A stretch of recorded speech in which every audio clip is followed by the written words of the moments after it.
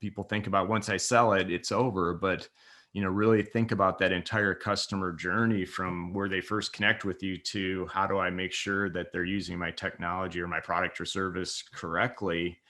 Don't stop. Yep. And again, if you're just the two of you or co-founders are out selling and bringing, you got to start thinking about these processes, because as soon as you want to start stepping away, you can't just assume somebody's going to know, or you can't have 5 people come in and do 5 different processes. So the earlier you can think about that entire journey, I think the less headache, less expense you're going to incur. It's critical. And a lot of people think about it too late. I mean, I'll give you just going back to the example that I just talked about, where you're a lot of these software companies are buying software that are sold by SMB.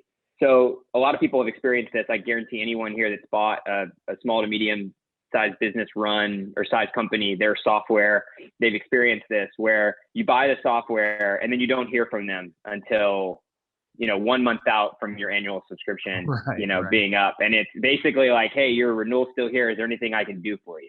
Right. And it's like, well, that was a terrible experience.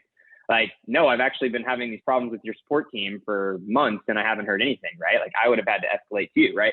So everyone's kind of experienced that. And most people just chalk it up to, well, they're a small business or I'm a small customer or whatever. Right. Like I shouldn't experience that. But, I think it's one of the biggest problems is thinking about, like you said, the full customer journey and thinking about value. It's not just the sale, it's not just onboarding, but then that value realization and value expansion through the product.